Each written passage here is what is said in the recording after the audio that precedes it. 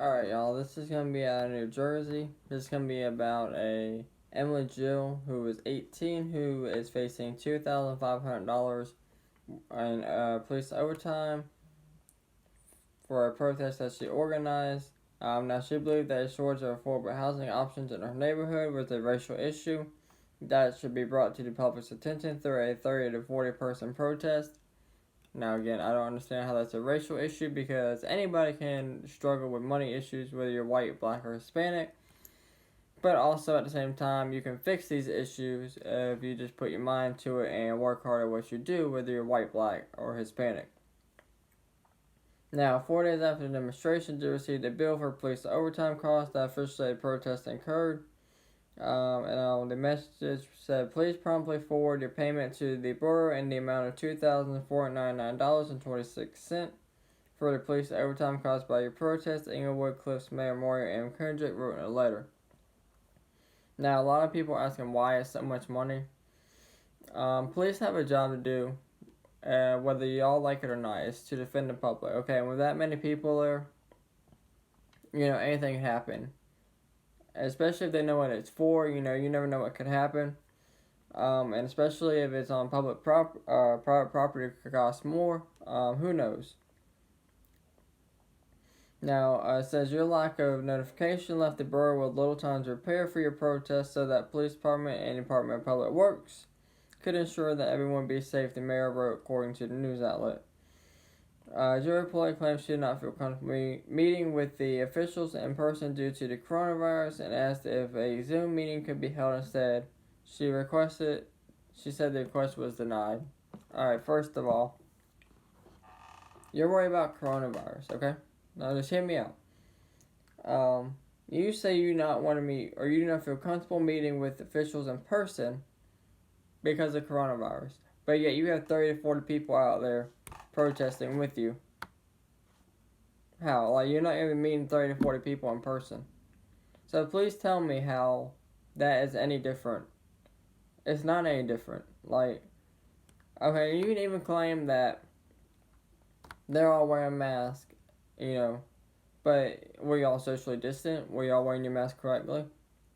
Like, that sounds so stupid.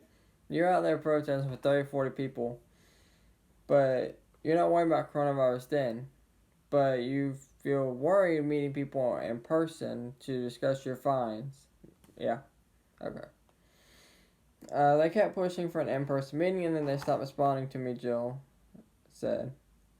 In response to the fines she received, Jill said she complained to Inglewood Cliffs Police Chief William Hickelman, arguing the event did not require extra service by police and that each demonstrator who attended discarded their own trash properly. The chief responded by notifying Jill that he had informed the borough of the extensive preparation required and the additional staffing that was needed, including overtime expenses. The publication reported Friday. The mayor suggests that the protest was a private event and therefore billable.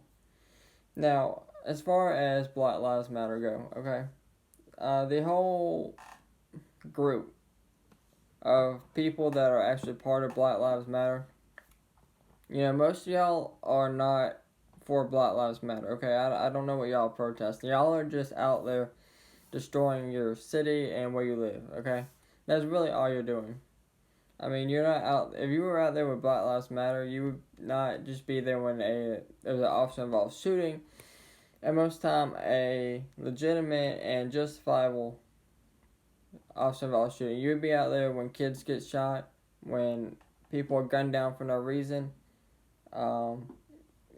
That's just how it would be. You wouldn't be out there for officer involved shootings that are justified. You wouldn't be out there when people are in jail for looting. I'm just saying, okay?